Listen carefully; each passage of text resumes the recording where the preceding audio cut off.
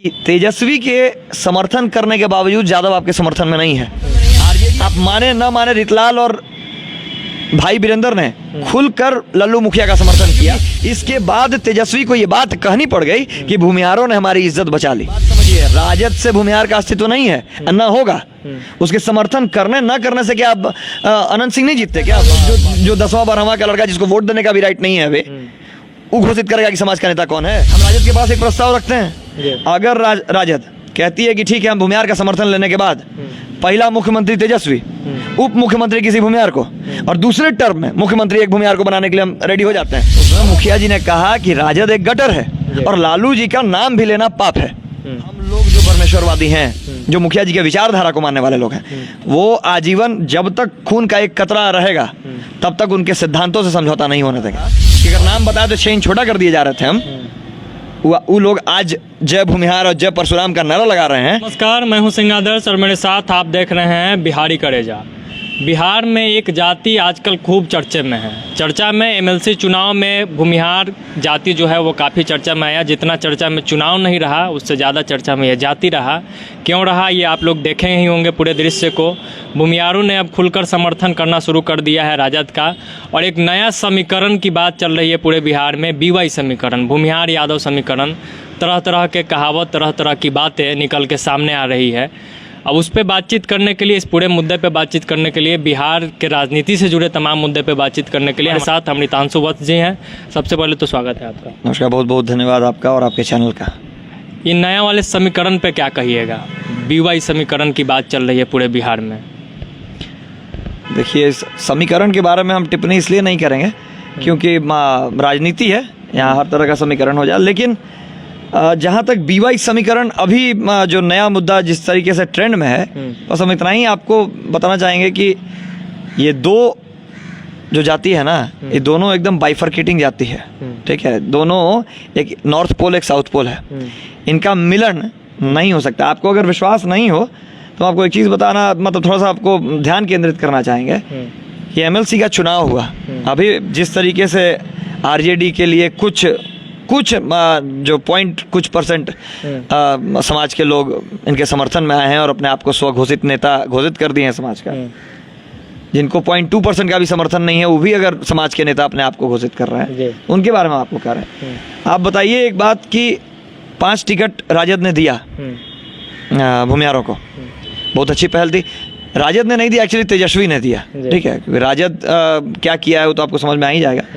तेजस्वी ने एक हाथ बढ़ाया आपकी तरफ, आप तेजस्वी का हाथ पकड़ते। तेजस्वी का इंडिविजुअल समर्थन हम भी करते हैं। यंग लड़का है, यंग बिहार में यंगस्टर्स की सरकार होनी चाहिए। और अब थोड़ा पुराना जो एक आइडियोलॉजी चल रहा था राजनीति में कि आप 40+ वाले को ही राजनेता मानते हैं, वो अब धीरे धीरे खत्म हो रहा है। ये यंग फेस दिखाई दे रहा है, बहुत अच्छी बात है, क्योंकि यंग जनरेशन को यंग फेस ही चाहिए जो उनकी समस्याओं को समझ सकता है।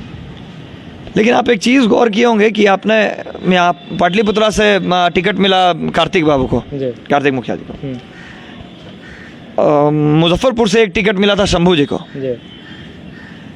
तेजस्वी ने बहुत अपील किया अपने भाषण में भी, अपने सभा में भी, कि अब आपको जबरदस्ती यादवों से अपील की गई कि अब आपको भूमिहार को वोट देना होगा। अपने सारे विधायकों को बुलाकर लालू जी ने भी ये बात कहा कि कार्तिक जी का समर्थन कीजिए, भूमिहारों का समर्थन कीजिए। बिल्कुल।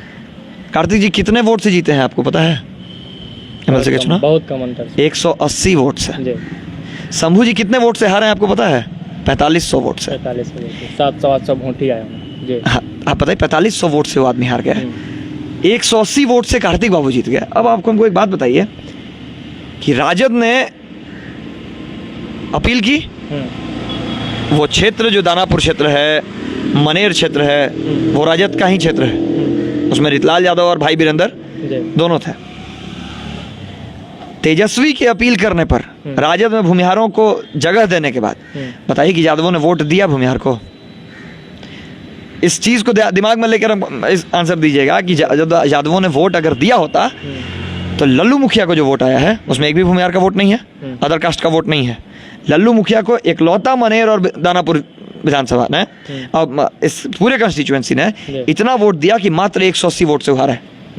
अगर विक्रम विधानसभा जिस तरीके से रामकृपाल का इज्जत बचाता है लास्ट काउंटिंग में नहीं होता तो कार्तिक मुखिया नहीं जीतते। फिर भी तो भूमिहार समाज के कई नेता समर्थन कर रहे हैं और कह रहे हैं कि पूरा समाज ही उनके साथ है। हम यही बात आपको बताना चाह रहे हैं कि अब एक बात बताइए कि कार्तिक मुखिया राजद के कारण जीते क्या? जब वोट नहीं मिला उनको एक भी यादवों का तो जीते यादव के कारण जीते तो उन्हीं भूमिहारों की वजह से जिस क्षेत्र से वो खड़े हुए हैं। तो अब हमको एक बात बताइए कि तेजस्वी के समर्थन करने के बावजूद यादव आपके समर्थन में नहीं है, आरजेडी आपके समर्थन में नहीं है। आप माने ना माने रितलाल और भाई वीरेंद्र ने खुलकर लल्लू मुखिया का समर्थन किया। उन लोगों ने आप अंदरूनी आप लोग खबर लीजिएगा, एक यादवों से अपील की है अंदर अपने क्षेत्र में कि लल्लू मुखिया को वोट मिलना चाहिए। सामने प्रेस कॉन्फ्रेंस में बैठकर जो बात करते हैं और एक अंदर अपने कंस्टिट्यूएंसी में जो बात होता है, दोनों बाइफरगेट कर जाता है। मतलब कहीं ना कहीं आप ये कहना चाह रहे हैं कि तेजस्वी भूमिहार के हो सकते हैं, राजद और यादव नहीं? बिल्कुल नहीं हो सकते हैं, क्योंकि इसके बाद तेजस्वी को ये बात कहनी पड़ गई कि भूमिहारों ने हमारी इज्जत बचा ली। 10 में से 9 सीट यादव हार गए। अगर इतनी ही क्षमता राजद में थी कि भूमिहारों को उनके बदौलत जीतना था तो कहा नहीं यादवों को जो 9 सीट था उस पर जीत गए। एक भी सीट नहीं जीता यादव। एक बात समझिए, राजद से भूमिहार का अस्तित्व नहीं है, ना होगा। उसके समर्थन करने ना करने से क्या अनंत सिंह नहीं जीतते क्या बाढ़ से? एक बार निर्दलीय पिछला इलेक्शन लड़कर नहीं दिखा दिया आपको? उसी तरीके से एक भी यादव अगर शंभू को भी समर्थन किया होता, शंभू सिंह को भी, तो बता दिया कि उनको 500 वोट आता। एक भी यादव वहां भी समर्थन इनको नहीं किया। राजद के मतलब तेजस्वी की अपील करने से तेजस्वी का सुनने वाला कोई भी यादव नहीं है। इस बात को मान लीजिए, राजद और यादव आपका कभी नहीं हो सकता है। आज भी भूमिहार के इकलौता दम पर सिर्फ भूमिहार होने की वजह से जीते हैं कार्तिक मुखिया, और भूमिहार बहुल क्षेत्र से हार गए हैं शंभू सिंह, इसलिए क्योंकि वहां पर यादवों ने एक तरफा वोट दिनेश सिंह को और ब्रजेश सिंह को दे दिया। तो फिर अपने समाज के उन नेताओं को क्या कहेंगे जो पूरे समाज की बात कर रहे हैं कि पूरा समाज ही उनके साथ चला गया है? लोगों को जब आपको राजनीतिक महत्वाकांक्षा हावी हो जाती है और आपको लगने लगता है कि हम कोई भी तरीके का समझौता करने को तैयार हैं, क्योंकि हमको एक कुर्सी चाहिए, जो टेंडेंसी हमारे मुख्यमंत्री नीतीश कुमार में है कि वो अपने आइडियोलॉजी के साथ भी कभी समझौता कर लेते हैं। वो कभी किस पार्टी का दामन थाम ले, उसको कितनों गाली देने के बाद उनका कोई रिकॉर्ड नहीं है। आज राजद के बारे में जो गुणगान हो रहा है नेशनल चैनल पर, वही लोग दे रहे हैं जो कहने वाले हैं कि हम अपना सहोदर भाई को नहीं देते थे आज से 20 साल पहले, लेकिन अगर राजद में होता तो हम बीजेपी को देते थे। हमको एक बात समझ में नहीं आता, आप भी बोले कि समाज के नेता, समाज के नेता हम सीपी ठाकुर को माने, समाज के नेता हम अरुण शर्मा जी को माने, समाज के नेता हम सूरजभान सिंह को माने, समाज का नेता हम महाचंद्र बाबू को माने, समाज का नेता हम इनको सूरजभान सिंह या फिर चंदन सिंह को माने, कि आप हमको एक बात बताइए कि सूरजभान समाज का नेता हम ऐसा व्यक्ति को माने जिसको समाज 3-3 बार उसको अति दिखा दिया आईना कि आपका जमानत जब्त हो जा रहा है। अगर समाज के आप नेता होते तो समाज आपको विधानसभा और लोकसभा पहुंचाता ना अपने बलबूते पे। जो निर्दलीय जीता लड़ा है उसको भी अगर जो समाज का नेता है उसको लोग पहुंचा दिया विधानसभा में, एमएलसी में इनको चंद्रबाबू को भी पहुंचा दिया। अब हमको एक बात बताइए कि वो समाज का नेता होगा जिसको समाज एक्सेप्ट करता है, कि उस समाज का नेता हो जो 10वां 12वां का लड़का जिसको वोट देने का भी राइट नहीं है अभी, वो घोषित करेगा कि समाज का नेता कौन है? नहीं, तो एक चीज़ तो ये भी है कि बाकी तो आपके साथ नहीं है, भाजपा ने तो टिकट काट दिया सच्चिदानंद राय का। हम यही बात आपको बताना चाह रहे हैं कि आपने जो कहा कि समाज के नेता उनका समर्थन कर रहे हैं, तो समाज का नेता आज आधा 95% समाज विरोध में ही है आज भी। आपको सोशल मीडिया से ही पता चल रहा होगा, बिल्कुल ठीक है। 95% समाज इन नेताओं का भी विरोध में है जो राजद में जमीर गिरा कर गए हैं, जो जीत तो अपने बलबूते पर रहे हैं लेकिन क्रेडिट राजद को मिल रहा है। तो आप इन 2.2% को आप समाज का नेता या समाज का मंतव्य नहीं कह सकते हैं। समाज अपने मंतव्य पे आज भी है, जिसकी बहू बेटी का इज्जत गया है 90 में, जिसकी माँ बहनों की इज्जत गई है, जिसके बाप का सिर काट के ले गए हैं नक्सली, वो कभी भी अपने जमीर से समझौता नहीं करेगा अंतिम दम तक। राजद जब तक हम राजद का समर्थन, हमसे लोग पूछा कि आप कहां नहीं कर रहे, राजद में मिल जाइए। हम राजद के पास एक प्रस्ताव रखते हैं, अगर राजद कहती है कि ठीक है हम भूमिहार का समर्थन लेने के बाद पहला मुख्यमंत्री तेजस्वी, उप मुख्यमंत्री किसी भूमिहार को, और दूसरे टर्म में मुख्यमंत्री एक भूमिहार को बनाने के लिए हम रेडी हो जाते हैं, तब ना मानेंगे कि आज राजद भूमिहार का अभिवाई समीकरण है और भूमिहार के हितैषी हो गया है राजद। हम आपको मुख्यमंत्री बनाने के लिए अपना तलवा घिसे, हर जगह, वहाँ आपको तेजस्वी के इतना अपील करने के बाद ज़्यादा आपको वोट पटना से लेकर के मुजफ्फरपुर नहीं दे रहा है। आप पहुँच गए कि हम तेजस्वी के लिए अब राजद को वोट दिलवाने के लिए हम यहाँ पहुँचे हैं बोजहा। तो बताइए कि इससे बड़ा बेवकूफ़ी अगर भूमिहार आपके बात पर आकर दे देता है वोट, तो इसका अपना संस्कार या अपना इज्जत जो बचा हुआ है वो खत्म हो जाएगा। इसको तो वही रिप्लाई देना चाहिए जो यहाँ पर यादवों ने दिया है भूमिहार को। हम तो यादवों को साथ लेकर हम हर समाज को, समाज का मतलब होता है a combination of all the caste. ठीक है, समाज एक आदमी से नहीं बनता है। सोसाइटी का मतलब सोसाइटी, समाज का मतलब सोसाइटी होता है ना, और सोसाइटी एक जाति से नहीं बनता है। हम समाज की बात कर रहे हैं और आप सिर्फ समाज में एक इकलौता जाति को गिने, तो ये आपका छोटा बुद्धि का प्रमाण देता है। अब हमको एक बात बताइए कि आप कह रहे हैं कि भाजपा समर्थन नहीं कर रही है, शिवचंद्र बाबू का टिकट काट दी, सॉरी सचिदानंद राय का टिकट काट दी, इनका जेडीयू आपके समर्थन में पहले थी नहीं थी। अच्छा एक बात बताइए, जिंदगी भर हम ये दोष निकालेंगे कि यहाँ पर कीचड़ है, यहाँ पर कीचड़ है, यहाँ गंदा है, वो कीचड़ कभी साफ होगा जब तक आप उसमें उतरिएगा नहीं कीचड़ साफ करने के लिए? नहीं होगा ना। तो विकल्प तो तैयार करना होगा, विकल्प आपको तैयार करना होगा ना। आप एक पहले से जिसके विरोध में आपका बाप दादा जिंदगी बिता दिया, आप आज उसमें अपना ज़मीर के साथ समझौता करके वहाँ घुसने के लिए तैयार है, लेकिन एक मजबूत विकल्प खड़ा करने के लिए तैयार नहीं। या फिर आप जो सिस्टम में गलत हो रहा है, जो लोग पहले से बैठे हैं, उनको दुरुस्त करने के लिए तैयार नहीं। अरे आपका ऐसा प्रेशर होना चाहिए कि जो सत्ता में लोग हैं उनके ऊपर इतना प्रेशर पड़े कि वो सुधार करने पर मजबूर हो जाए ना। अरे क्या गारंटी है कि आज ये सरकार है, राजद से कोई उम्मीद तो नहीं था। राजद के बाद जो राजद के फेज में जो हमने ये ट्रॉमा देखा है, जो फेज देखा है, हम लोग को लगा था कि नीतीश कुमार एक बेहतर विकल्प है। आप नीतीश कुमार को लेकर आए, आज इनसे भी आपको दिक्कत हो रही है, फिर आप खोज रहे हैं कि दोबारा से हम कोई और नया विकल्प ढूंढें। जिंदगी भर विकल्प ढूंढिएगा या जो चीज़ है उसी को दुरुस्त करने में लगिएगा आप। क्या गारंटी है कि तीसरा जो आएगा वो भी आपका सही होगा? गारंटी किसी चीज़ की नहीं है। तो जो है उसको आप सुधारने की कोशिश कीजिए। हम भी यही कहेंगे कि ठीक है, अगर जेडीयू और भाजपा की सरकार है 1 लाख गुना गलत है, राजद से फिर भी सही है। हम आज भी विरोध में जेडीयू के इसलिए हैं क्योंकि उसी के सत्ता में मुखिया जी का हत्या हुआ है। मुखिया जी के नाम से याद आया कि मुखिया जी के विचारधारा को आप लोग मानते हैं। बिल्कुल। तो आपको नहीं लग रहा कि अब उनके विचारों से, उनके सिद्धांतों से समझौता कर रहे हैं समाज के नेता बताने वाले या उनके नाम पर राजनीति करने वाले लोग? समझौता कर दिए हैं सर। मुखिया जी का अंतिम इंटरव्यू देखिएगा, उसमें मुखिया जी ने कहा कि राजद एक गटर है और लालू जी का नाम भी लेना पाप है। मुखिया जी को जिसका पार्टी का और कोई भी आज ऐसा भूमिहार मतलब एक जातिगत कोई ऐसा संगठन नहीं होगा जहां आप पहुंचे और मुखिया जी का बैनर में एक छोटा सा फोटो या बड़ा सा फोटो आपको नहीं मिलेगा। मुखिया जी आजीवन जिसके लिए लड़ते रह गए, जिस सिद्धांत के लिए, आज आप मुखिया जी का पोस्टर लगाकर, उनका फोटो लगाकर, उनके सामने, उनके आंख के, उनके नाक के नीचे उनके सिद्धांतों से समझौता करने के लिए तैयार है। उनके कुर्बानी को आप, उनके शहादत को आप धूमिल करने में, उसको तार-तार करने में लगे हुए हैं। और उसके बाद आप न्यूज़ में बोलने में आपको नहीं लग रहा। हम तो आपको साफ कहते हैं, हम लोग जो परमेश्वरवादी हैं, जो मुखिया जी के विचारधारा को मानने वाले लोग हैं, वो आजीवन जब तक खून का एक कतरा रहेगा तब तक उनके सिद्धांतों से समझौता नहीं होने देंगे।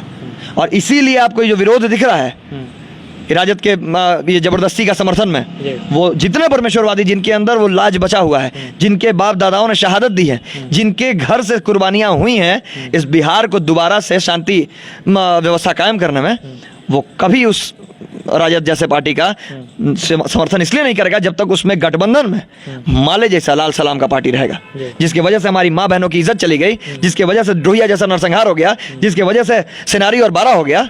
कैसे भूल जाएगा 90 का वो दशक भाई?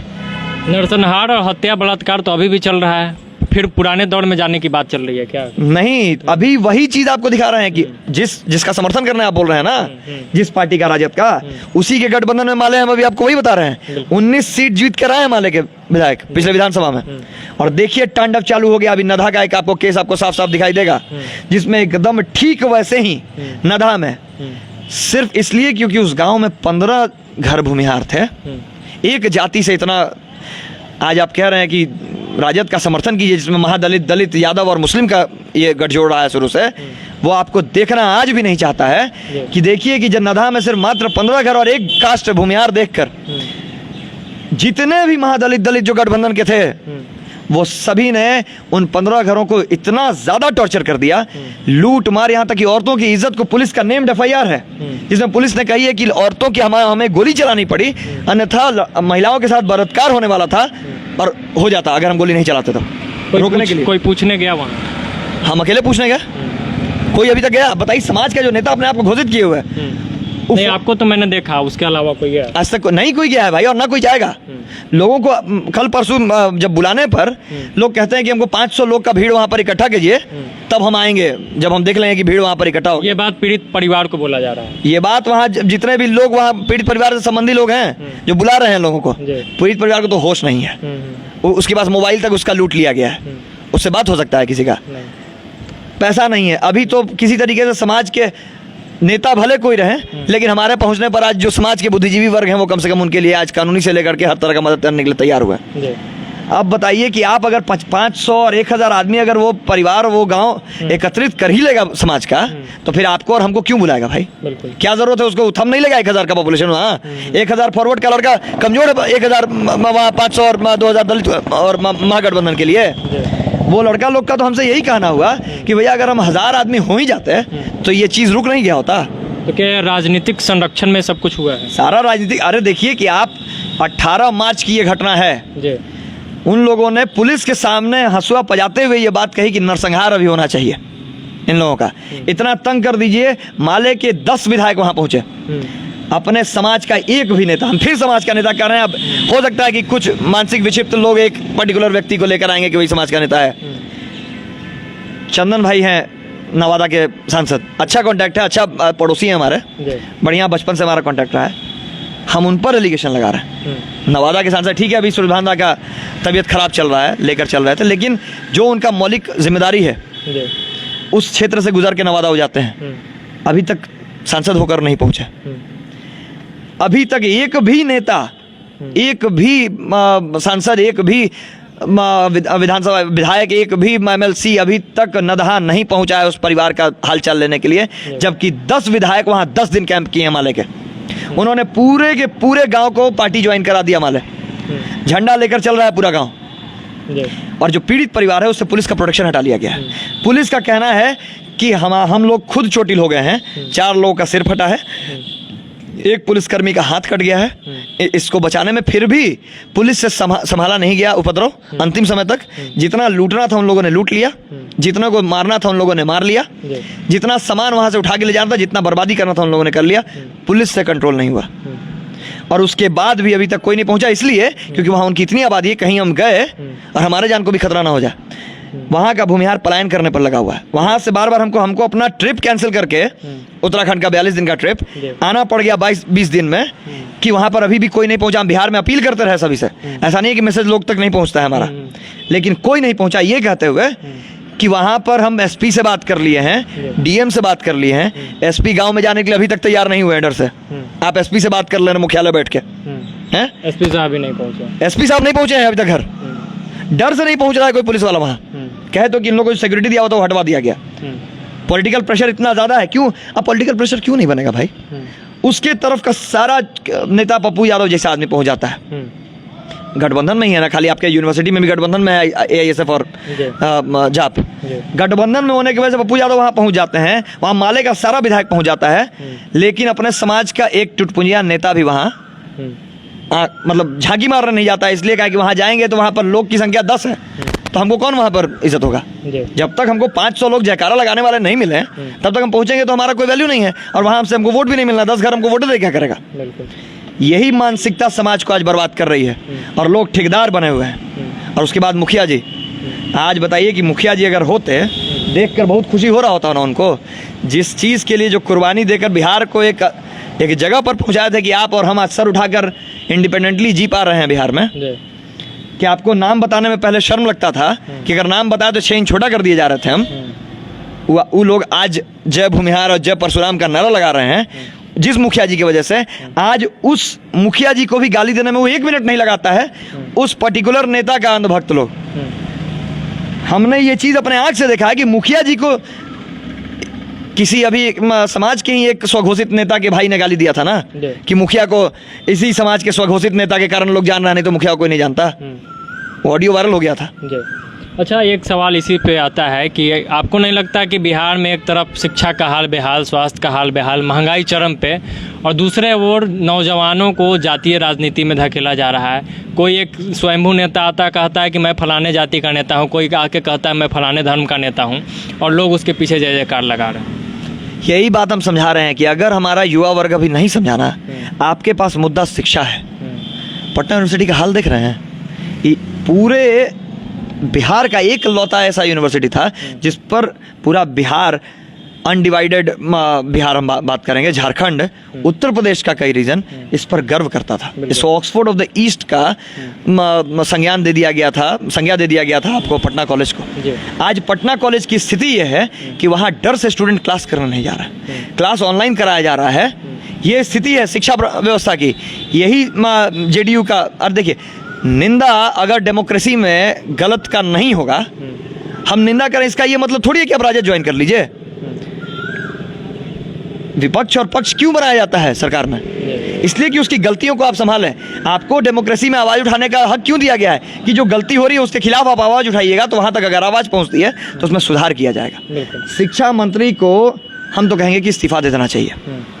नहीं अगर इस्तीफा देते हैं तो बिहार का जितना स्टूडेंट है जिसका कैरियर बर्बाद हो रहा है कि 3 साल का डिग्री कोर्स 5 साल में उसको डिग्री मिल रहा है ग्रेजुएशन का, बताइए वो 5 साल में ग्रेजुएट होगा। पूरे बिहार में यही हाल है, हर यूनिवर्सिटी 5 साल में वो ग्रेजुएट होगा।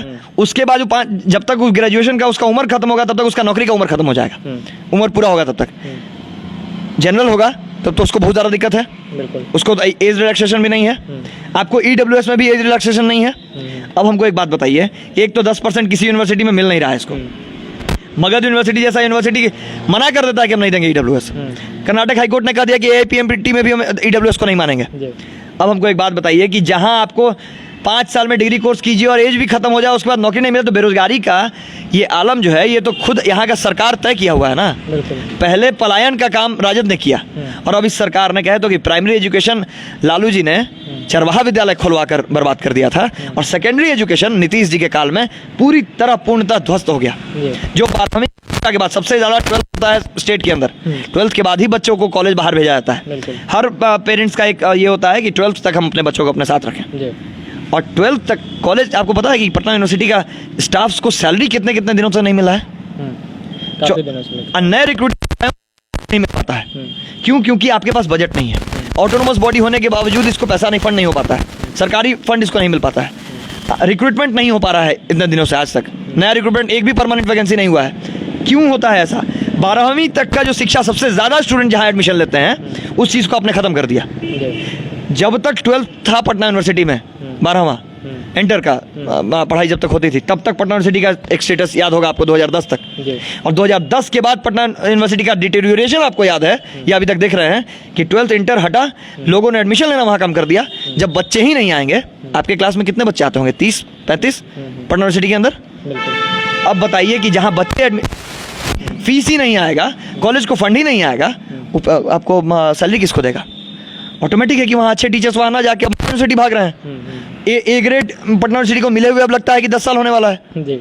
नैक के द्वारा, UGC के द्वारा ये हालत हो गई है, और ये सारा शिक्षा व्यवस्था को ध्वस्त किया हुआ एकमात्र व्यक्ति का है नीतीश कुमार। पता नहीं किस सूखा नशा के इसमें धुन में रहते हैं कि इनका एक कंट्रोल और कर रहे हैं, पेट्रोल पर दे रहे हैं कि सरकार कर रही है।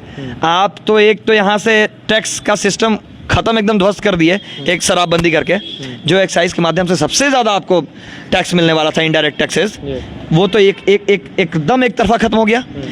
आप कहीं ना कहीं एडजस्ट कर रहे हैं, यही सब, मेरा कुछ पेट्रोल में बढ़ाकर कुछ। अब यहाँ महंगाई का आलम देखिए, आपने महंगाई का बात कहा है कि आप देखिए कि एक नॉर्मल व्यक्ति के लिए, एक मजदूर के लिए एक बहुत आसान भोजन हुआ करता था कि कुछ नहीं मिलता है ना तो ब्रेड और चाय पी लेंगे, यही होता था ना। आज दूध का भी दाम उतना ही है, आज ब्रेड का दाम इतना है कि आदमी कल्पना नहीं कर सकता कि हम ब्रेड खा लेंगे। 4 रोटी खा लेगा तो उसको सस्ता पड़ेगा, लेकिन ब्रेड का दाम आज 40 रुपये हो गया। 40 रुपये का ब्रेड मजदूर खा पाएगा जो बाहर रह रहा है और रिक्शा चला रहा है अपने घर में, उसको पैसा भेजना है। इस व्यवस्था में बताइए कि श्रीलंका वाला हाल होने वाला है भारत का। अब श्रीलंका का मजाक उड़ा रहे हैं कि 700 रुपये जयसूर्या, सनत जयसूर्या और लोग अपील कर रहे हैं कि देश को बचा लीजिए। कुछ दिन में हमको और आपको अपील करना होगा कि देश को बचा लीजिए, नहीं तो ये अब रसातल में जाने वाला है। महंगाई का ये आलम है। एक मीडियम क्लास का फैमिली जो 10,000 रुपये कमाता है, बिहार में आप जान रहे होंगे कि इंजीनियर का तनख्वाह 8,000 से शुरू हो रहा है। बिल्कुल बिल्कुल। हैं? आप बताइए कि 10,000 12,000 कमाना यहाँ पे बहुत बड़ा चीज़ आज हो जा रहा है ग्रेजुएट के लिए। 10,000 12,000 कमाने वाला महीना का 8,000 रुपया अगर पेट्रोल में फूंक देगा, उसका खाना कहाँ से चलेगा? मतलब कि उसको मजबूरन गांव में अपना खेती और अथी मजदूरी भी करना जरूरी है ना, पार्ट टाइम। नहीं तो उसको एक नौकरी से पेट नहीं भरने वाला बिहार में। और इसके ऊपर कोई आवाज़ उठाने वाला नहीं है। महंगाई के ऊपर, शिक्षा के ऊपर कोई नेता, लेकिन भूमिहार का नाम लेकर समाज के बच्चों को बेवकूफ़ बना। और आज का हमारे समाज का बच्चा भी वही है कि हम कभी भूमिहारों के बच्चों को आज तक नहीं देखे थे, या हम लोग के उम्र में भी, हमारा उम्र भी आज 33 साल के करीब होने वाला है, हम आज तक नहीं देखे थे कि हमारे नाम, मेरा नाम में आप जो वत्स टाइटल देखते हैं ना, मेरा गोत्र का टाइटल है, वो भी मेरे पिताजी ने हमारे नाम में वत्स नहीं लगवाया है। मेरा सर्टिफिकेट नेम सिर्फ और सिर्फ अमृतांशु है। ठीक है, वत्स हमने एक एक्स्ट्रा नाम अपने गोत्र को जोड़ा इसलिए क्योंकि सेकंड नेम हर जगह मांगता था, फ्लाइट का टिकट कटाने से लेकर के यहाँ आपको फेसबुक का अकाउंट बनाने तक। तो सेकंड नेम में हमको अपना गोत्र जोड़ना पड़ा। आज हम बच्चों को देखते हैं कि नाम में अपना नाम लिखने के बाद भूमिहार, ब्रह्मर्षि, बाभन टाइटल लिखकर चल रहे हैं, अपने गाड़ियों में भूमिहार और बाभन लिखवा कर चल रहे हैं। इससे शर्मनाक बात, सब लोग एक अपर कास्ट आपको कहा जाता है ना, इसी का लड़ाई आप लड़ रहे हैं सवर्ण होने का। लोग अपने से सुपीरियर व्यक्ति को फॉलो करता है, उसको अपने जीवनी में उतारता है, जो सुपीरियर उससे होता है, आइडल होता है। नाम में टाइटल किसकी जाति का लगता था आपको याद है या पता होगा? बिहार में किसकी जाति में लगता है? यादव वगैरह, और एक राजपूत में। राजपूतों का तो हम नहीं कह सकते हैं, यादवों में बाई नेम लगता है, फलना यादव, फलना यादव, फलना यादव। नाम में टाइटल जो सर्टिफिकेट नेम होता है। बता दीजिए कि किसी भूमिहार के लड़का के सर्टिफिकेट में भूमिहार लिखाता है क्या? बिल्कुल नहीं, आज तक तो नहीं। आज तक कभी सुने हैं? आज का लड़का सब अब यादवों से इतना प्रभावित है, राजद से। ये तो आप 10 साल के बाद, 5 साल के बाद ना देख रहे हैं ये जो आपको रुझान दिख रहा है। 5 साल पहले से हमारा वर्ग, जो हमारा ये बुद्धिजीवी भूमिहार समाज है, वो यादव समाज को इतना ज़्यादा फॉलो कर रहा है। यही मुखिया को भूलने का, उनके सिद्धांतों को भूलने का, माँ बाप का संस्कार न देने का ये कारण बन गया। बाप नहीं रोक सकता था गाड़ी पे बाभन लिखवाने से? बाबूजी नहीं देखते होंगे या घर वाला नहीं देखता होगा कि फेसबुक पे किस नाम से बेटा है? भूमिहार लिखने से जाना जाएगा भूमिहार राजपूत का लड़का। तो लास्ट में एक अपील कर दीजिए, चूंकि युवाओं में आप काफ़ी सक्रिय हैं, काफ़ी सुनते हैं आपको लोग, क्या कहेंगे वैसे युवाओं? हम कहेंगे कि बाबू, आपका जाति तो सिर्फ इसलिए बनाया गया था क्योंकि कर्म व्यवस्था पर जाति व्यवस्था को तुल दिया गया था। आपके ललाट के चमक और आपके शौर्य पराक्रम से किसी को देखकर बता देना चाहिए कि आप किस बिरादरी से बिलोंग करते हैं। पराक्रम पुरुष का पौरुष बताता है कि आप जो हैं वो किस जाति से आते हैं। अगर आपको बताना पड़ जाए कि आप भूमिहार हैं, आप ब्राह्मण हैं, आप राजपूत हैं, तो लानत है आपके सवर्ण होने पर। बहुत बहुत धन्यवाद आपका। तो ये थे हमारे साथ अमृतांशु वत्स, जिन्होंने बिहार में जाति, पार्टी और बिहार का जो नया राजनीतिक समीकरण बन रहा है उस पर इन्होंने खुल के बात रखा, बड़े बेबाकी से बात रखा। ये वीडियो अगर आपको अच्छा लगे तो ज़्यादा से ज़्यादा लोगों तक शेयर जरूर कीजिएगा, और आज ही हमारे फेसबुक पेज को फॉलो कर लें एवं हमारे यूट्यूब चैनल को अभी सब्सक्राइब कर लीजिएगा। बहुत बहुत धन्यवाद।